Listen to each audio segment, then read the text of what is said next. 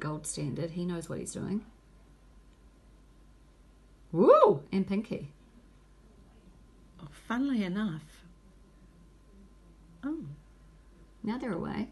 Maybe they just needed a bit of practice. Oh. Good work. How come I can lift my pinky?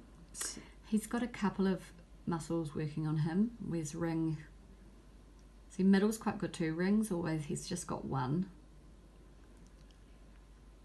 And then index always shows off.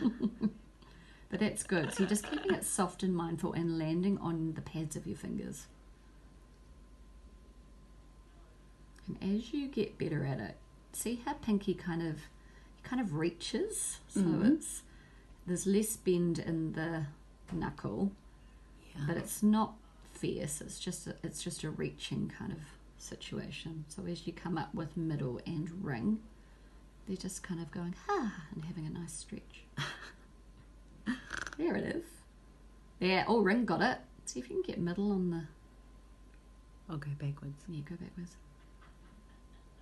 There. See how your fingernail kind of lifted up? Oh.